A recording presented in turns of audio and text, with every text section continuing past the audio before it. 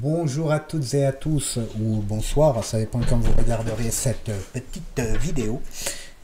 Donc depuis 2 ou 3 ans, si ce n'est plus, les chaînes de production de cinéma et de télévision produisent des séries et des films, mais c'est essentiellement des séries, en piochant soit dans la littérature occidentale, soit dans l'histoire ou encore dans les légendes européennes, en y incluant comme acteurs principaux et héros des hommes noirs. Tout ceci par souci, paraît-il, de quotas et d'antiracisme. Ainsi, Achille, dans l'Iliade, devient noir, ou encore le dieu des dieux, Zeus. Dans Thor, c'est Heimdall qui est noir, Jules César aussi y passe. J'appelle ça de l'appropriation culturelle, et c'est terriblement raciste pour le coup, puisque ça indiquerait que les Noirs n'ont pas de héros africains à mettre en scène, et qu'il faut donc les mettre dans les épopées européennes. Tout cela, encore une fois, sous couvert de l'antiracisme, des points de côté et des baleines. C'est quand même paradoxal, hein? Les producteurs de ces séries ont pour expliquer leur choix la fâcheuse tendance, excusez-moi, ça me fait légèrement rire, à parler de l'esprit du personnage ou de l'esprit de l'histoire narrée, et que cela n'a rien à voir donc avec les physiques des acteurs. Et je m'inscris totalement en faux avec cela, évidemment. Pour l'Iliade par exemple, Homère décrit parfaitement Achille, mais aussi sa mère Thétis, qui était appelée la Pyrrha, parce qu'elle avait des cheveux roux. Et Achille, lui, il était décrit comme ayant de longs cheveux blonds. Je veux dire, Mamadou avec des cheveux blonds, de longs cheveux blonds presque platine, ça fait quand même tache. Hein. Ces descriptions font précisément partie de l'esprit, de l'histoire de l'Iliade, que ces producteurs considèrent comme quelque chose pouvant être travesti, au nom de l'imagination, des points de côté, encore une fois. Ils font donc fi du contexte de la rédaction de l'Iliade, de l'esprit de l'Iliade, de la géographie, etc., etc. Tout cela pour arriver à caler de l'idéologie dans leur production. D'ailleurs, les peuples ne s'y laissent plus prendre, puisque par exemple la série 3, dernier opus parlant du siège de la ville de Troie de l'Iliade, le premier épisode de cette série, qui est sorti il n'y a pas longtemps, avait fait 4,9 millions de téléspectateurs. 3 épisodes plus tard, on en est à 1,6 million. C'est dire la chute, et pas de 3 là pour le coup. Le producteur agacé a dit que c'était parce qu'un petit groupe de personnes très actifs, les vilains fachos, sur les réseaux sociaux, ont massacré la série en critiques stériles sur le physique des protagonistes.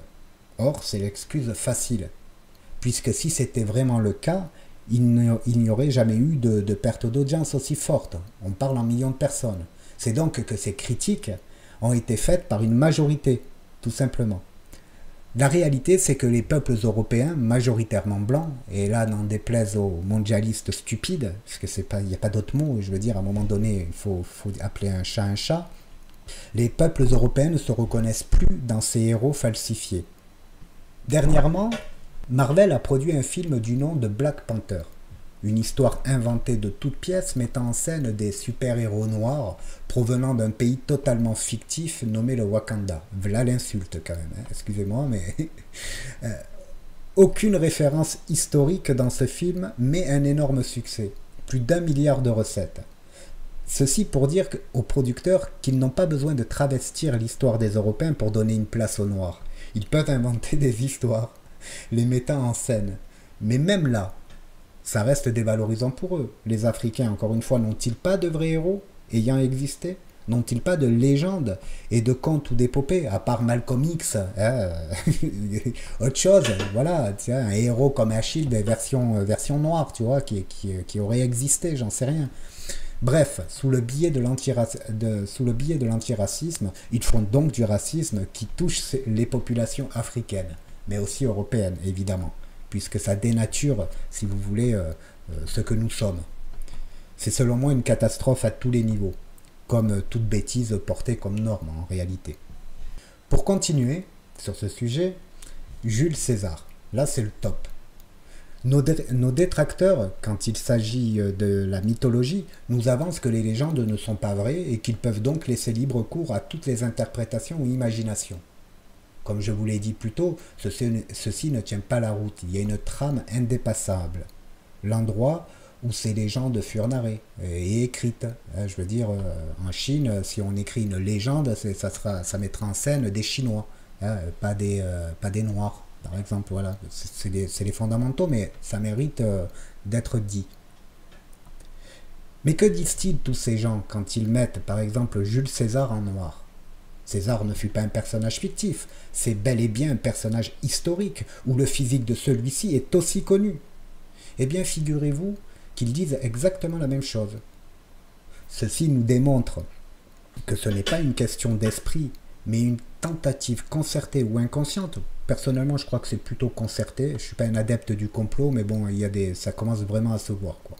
Donc, une tentative de travestir l'histoire des Européens dans le but de leur enlever tout sentiment d'appartenance à quelque chose de plus grand qu'eux.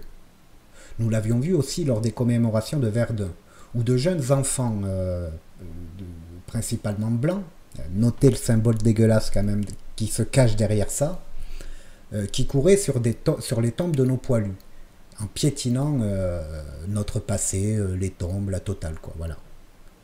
C'est donc un combat que nous devons mener, sans haine, avec passion et respect pour ceux qui nous ont précédés. Ce n'est pas un combat contre les Noirs, les Arabes ou les Chinois. Nos ennemis pointent toujours ça, le côté ethnique, le côté racial, pour pouvoir indigner les masses, mais dans la réalité, c'est beaucoup plus profond que ça. Donc c'est pas un combat contre eux. Bien souvent, et c'est surtout les Noirs et les Arabes, ne sont que des outils, les outils de notre destruction. Doit-on donc blâmer l'outil ou celui qui le tient? Ceux qui le tiennent, cet outil, nous les connaissons. Regardez dans un miroir, vous les verrez. Ils sont nous. Nos némésis ne sont que le reflet de nous-mêmes, et ils ont le pouvoir depuis bien trop longtemps. Œuvrant en douceur, vous savez, cachés sous le couvert de valeurs à jamais perverties comme la paix, la fraternité, l'égalité, la liberté d'expression, la démocratie, etc. Mais grâce au Dieu, ou à Dieu, ça dépend qui regarde la vidéo, les peuples se réveillent, dans un élan qu'eux-mêmes n'arrivent pas forcément à comprendre. Quelque chose qui sommeille de tout temps en nous, l'envie de perdurer, l'envie de continuer à exister, l'envie de rester soi-même et donc le refus de devenir l'autre.